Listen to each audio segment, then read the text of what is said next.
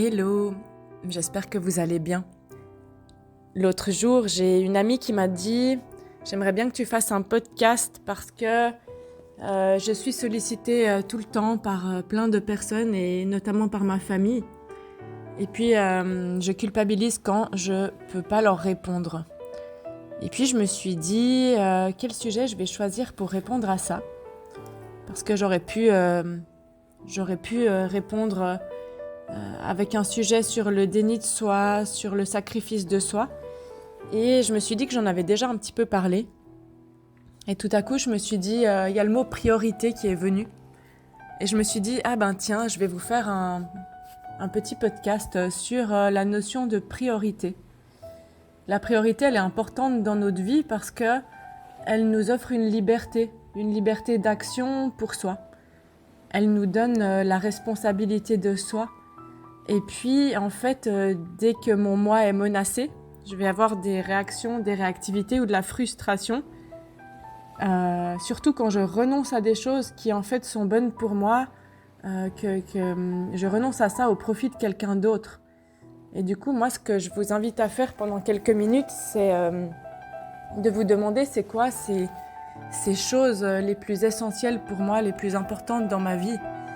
Et puis, c'est quoi mes priorités absolues, tout simplement à l'instant T. Et comment on fait un petit point à l'instant T de ces priorités absolues, c'est là mon point du jour. Ça nous aide à établir vraiment nos véritables objectifs, ce qui est vraiment important ou urgent, qui est plus urgent que quelque chose d'autre. Ça nous aide de se poser cette question à prioriser en fonction de l'importance et de cette urgence. Et puis de faire des choix qui sont les meilleurs possibles en fait dans la période donnée. Ça aide à ne plus procrastiner mais bien organiser son temps. Et plutôt que de faire plein de tâches à la fois, par exemple de faire une tâche en une fois. Et ça allège souvent d'un poids de stress, d'établir des priorités. Et puis il y a la question, ou plutôt la notion du temps derrière la notion de priorité. Alors comment répondre à la question comment identifier mes priorités, moi je vais vous présenter plusieurs outils en fait qui demandent un petit peu d'entraînement et d'organisation. Mais ça vous aide à tirer vraiment le meilleur parti de ces to-do list. Et dans le mot to-do list, moi j'entends tout doux, d'être tout doux avec vous. Ou toute douce. Une toute douce liste, c'est bien aussi. Et du coup, avec un petit peu d'entraînement, on peut prendre l'habitude de se demander c'est quoi ma priorité aujourd'hui, cette semaine, à quoi je dis oui, à quoi je dis non. Quand je dis non à quelque chose, c'est pour dire oui à quelque chose. Et si ce oui à quelque chose, c'était oui à moi-même. J'ai déjà pris cet exemple, mais je le vois souvent arriver dans la vie des autres, dans ma vie. C'est quand vous avez plusieurs sollicitations en même temps. Imaginons, le week-end arrive et vous avez 3 soirées le même jour. Un anniversaire d'un ami que vous n'avez pas vu depuis longtemps. Une soirée où vous connaissez à peine la personne, mais il y a plein de personnes que potentiellement vous pourriez revoir, interagir. Et puis une soirée cocooning avec un de vos super amis. Et là, comment choisir en fait ? Soit vous allez sans réfléchir faire un petit saut dans chacune des soirées et ne pas profiter réellement de chacune des soirées parce que vous êtes pressé comme un citron. Et quand on est pressé dans l'urgence, en général, on ne profite pas. Soit vous vous dites, je ne vais pas pouvoir faire les 3, qu'est-ce qui est bon pour moi aujourd'hui ? Est-ce que ce qui est bon pour vous, c'est qu'en fait, vous êtes super fatigué de cette semaine, vous avez donné beaucoup, vous avez eu beaucoup de projets, beaucoup de choses à faire. Et en fait, c'est de vous autoriser à vous écouter et de dire, mais je suis exténué. Et si je me reposais ? Et là, vous préférez la soirée cocooning et vous dites à votre ami, on fait une soirée cocooning, on parle pas trop, on regarde un petit film et on se pose juste tranquillement, ça nous fait du bien. Ou alors, vous êtes dans une période où vous avez envie de faire de nouvelles rencontres, vous vous sentez un peu seul, vous avez perdu certaines amitiés ou autres. Et là, vous vous dites, allez, je vais à la soirée où je rencontre du monde parce que c'est vraiment mon besoin du moment. Et vous mettez la priorité là-dessus. Ok ? Dans la vie, il y a des choses qui sont urgentes, qu'on doit traiter tout de suite. Qu'on ne peut pas attendre des dossiers très importants où il y a un délai. un examen à réviser, un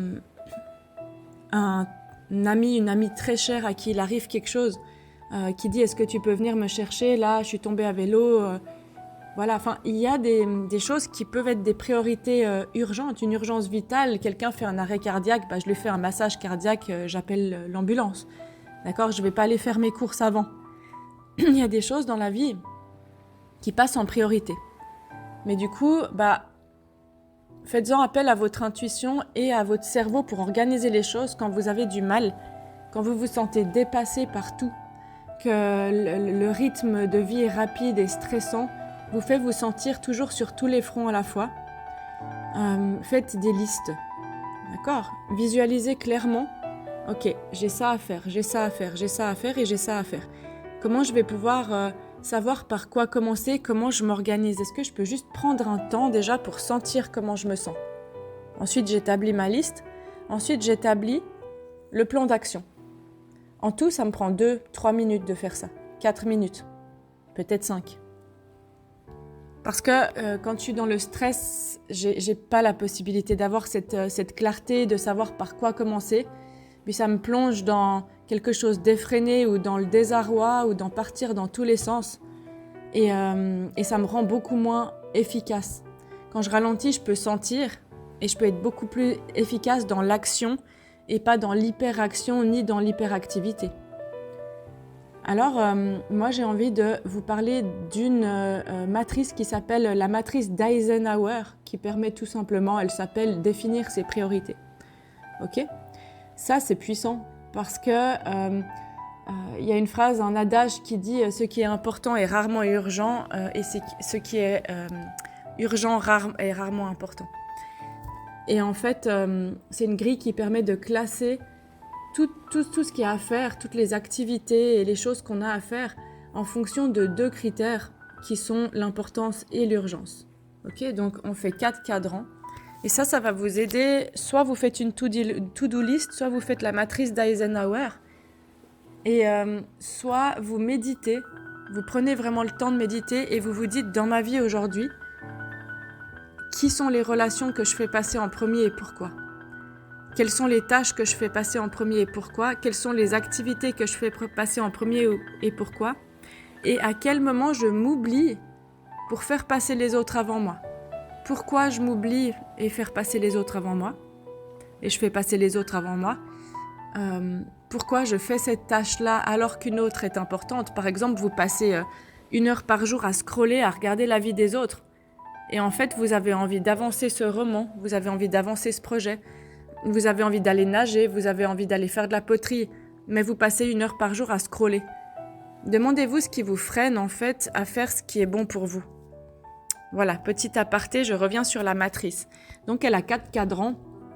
Donc on a important en haut, pas important en bas, pas urgent à gauche, urgent à droite. Donc on a le carré qui dit pas urgent mais important. Je le planifie dans la to-do list et je fais le plan d'attaque. Okay ? Je liste la démarche pour y arriver.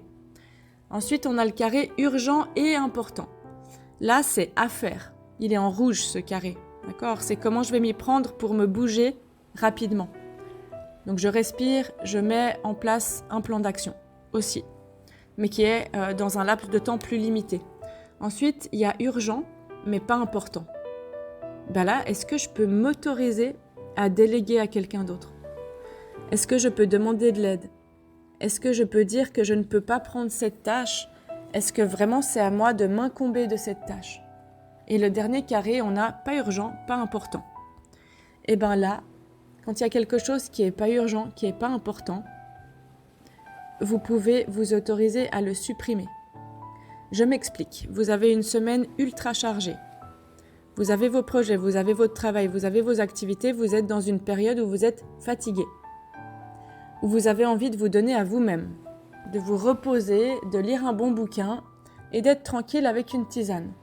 Et là, il y a une personne que vous n'avez pas vue depuis je ne sais pas combien de mois, avec qui vous avez plus de contact, qui vous demande un service urgent de quelque chose que vous savez faire. Soit vous pouvez foncer pour aller l'aider, soit vous pouvez vous dire « Non mais attends, j'ai pas de nouvelles de cette personne depuis tellement longtemps, qu'est-ce qui fait en moi que je me précipite pour l'aider ?» Est-ce que j'ai peur de passer pour le bad guy? Est-ce que j'ai peur des représailles, de ce qu'on pourrait penser de moi si j'aide pas? Oh mon Dieu! Redéfinissez vos priorités. Urgent, important. Ok? Ce qui est des tâches du cadran rouge, urgent, important, elles doivent être effectuées immédiatement. Ok? Et après, vous pouvez classer ça. Vous pouvez faire aussi la passoire. La passoire, est-ce que c'est utile? Est-ce que j'en ai besoin? Est-ce que j'en ai envie? Vous passez à travers ces 3 passoires et vous notez sur une feuille. D'accord? Ça peut vous aider aussi. Et vous pouvez aussi faire la passoire de c'est quoi mes objectifs à atteindre. Est-ce que c'est vraiment, c'est un objectif dans ma vie ou est-ce que j'ai changé d'objectif? Est-ce que c'est mon objectif à moi ou est-ce que c'est l'objectif de quelqu'un d'autre? Est-ce que c'est une autre personne qui a envie de ça pour moi ou est-ce que c'est moi qui ai envie de ça pour moi? Quelle est mon ambition là derrière? Ok? Donc, ça peut paraître un peu organisé, raconté comme ça, mais en fait, ça permet de prendre le temps de s'arrêter et prendre le temps de s'organiser et de redéfinir, de faire un petit point de situation sur où on est. Et puis de savoir par où commencer. Parce que quand on cède à la tentation de répondre aux sollicitations d'une personne, de jouer au Saint-Bernard, d'aller aider, ou de se laisser aller parce qu'on nous fait culpabiliser, parce que la sœur, le frère, la famille dit « Ah, tu fais jamais ça, t'es tout le temps comme ci, t'es tout le temps comme ça ». Et du coup, ça me stresse à l'état interne et hop, je vais tomber en pilote automatique dans ce qu'ils veulent pour moi. Donc prenez le temps de sentir, prenez le temps d'organiser. Listez tout ce qui vous vient à l'esprit, mais vraiment regroupez toute cette liste de tâches à faire. Toutes ces choses que vous voulez faire, tous ces rêves que vous avez, mais que vous dites un jour je ferai ci ou un jour je ferai ça. Et puis vous revisitez ça régulièrement et vous faites une petite mise à jour de votre état interne. Vous vous dites est-ce que j'y suis, est-ce que j'y suis pas? Et vous pouvez faire cette matrice urgence, importance. Vous pouvez aussi apprendre à demander de l'aide et à déléguer tout ce qui n'est pas pour vous. Et vous pouvez aussi pas attendre le dernier moment pour vous organiser. Parce que des fois, d'établir un petit plan d'action, ça fait du bien, ça soulage. Et vous cochez une fois que vous avez réussi à faire la chose, que c'est derrière. Et dites-vous que ce temps, il est précieux, mais que quelques minutes de réflexion, de méditation là-dessus, qui sont bien employées, ça va suffire à vous faire gagner un temps merveilleux par la suite, vraiment un temps précieux. Et des fois, on ne se pose pas la question parce qu'on fait les choses par habitude. On fait les choses par habitude de ce que les autres veulent ou tout simplement par habitude, sans se poser de questions, comme si on était dans un pilote automatique, là, on se fait prendre par la vague. Et du coup, on s'oublie un petit peu là-dedans et on culpabilise et après, on donne aux autres ce qu'on aurait voulu se donner à soi-même et c'est dommage. Et votre temps, il est précieux, il n'est pas infini. Alors, de faire ça, ça nous aide aussi à maximiser notre temps et à se faire le cadeau du temps présent. D'accord ? Le présent, ça veut aussi dire cadeau. Donc, je m'offre le présent. Je m'offre d'être dans le présent et de l'utiliser à bon escient pour être bien, pour être tranquille, pour maximiser mon temps, pour m'écouter moi et pas forcément écouter les autres. Alors, n'hésitez pas à vous écrire en commentaire entre vous ce qui est difficile à mettre vos priorités, en fait, à vous faire passer en premier et à vous choisir. Et puis, n'hésitez pas à nous raconter et puis à vous répondre entre vous. Et c'est le but aussi de cette chaîne. Et puis, moi, je vous dis à tout bientôt et merci beaucoup pour votre écoute. N'hésitez pas à rester avec nous. Merci beaucoup. Au revoir.